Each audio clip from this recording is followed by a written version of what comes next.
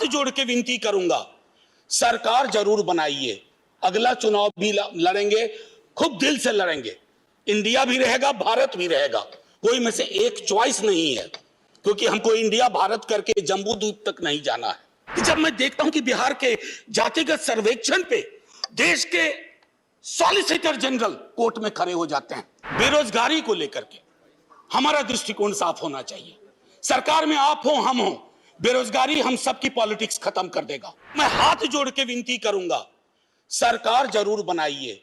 अगला चुनाव भी लड़ेंगे, खूब दिल से लड़ेंगे।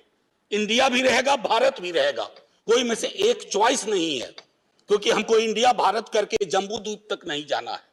मैं सिर्फ इतना कहूंगा कि वो जो मेलजोल की सीमेंट है उसका खात्मा हो रहा है, उसको बचाइए।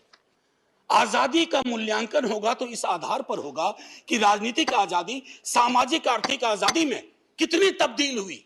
अगर नहीं हुई तो क्यों नहीं हुई? उन्होंने कहा था कि एक दिन एक ज्वालामुखी बन जाएगा, और मैं उस ज्वालामुखी को बनते देख रहा हूं। वो इसलिए बनते देख रहा हूं कि जब मैं देखता हूं कि बिहार के जातिगत सर्वेक्षण पे देश के सॉलिसिटर जनरल कोर्ट में खड़े हो जाते हैं, तो मैं देखता हूं ब्लॉक करने की कोशिश हो रही है। यह एस्पिरेशनल वर्ग है, पिछड़ों की बड़ी आबादी, उसके एस्पिरेशन को आप सोशल डेमोक्रेसी के नजरिए से देखिए।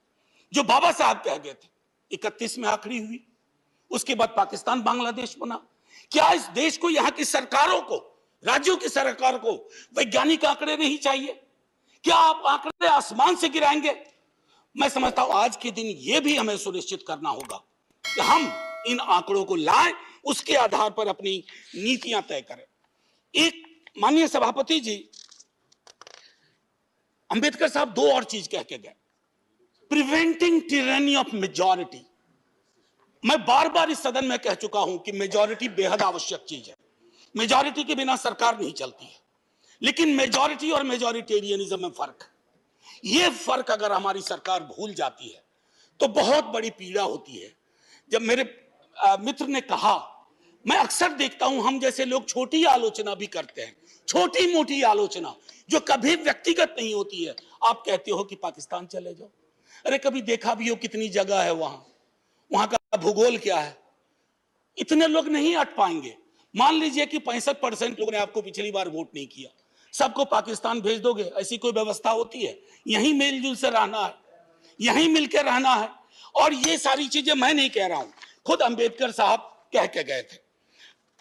मैडम, आपकी तरफ से मैं एक और चीज, एक दो छोटी चीज कह करके, इस देश की एक बड़ी आबादी, सभापति महोदया, मैं आपका सभापति महोदया अभी बिल मत 2 मिनट लूंगा, ज्यादा नहीं, आज पहली बार है, इतनी नजरिए इनाद कर दीजिए। मैं सिर्फ इतना कहना चाहूंगा कि बेरोजगारी को लेकर के हमारा दृष्टिकोण साफ होना चाहिए। सरकार में आप हो, हम हो, बेरोजगारी हम सबकी पॉलिटिक्स खत्म कर देगा।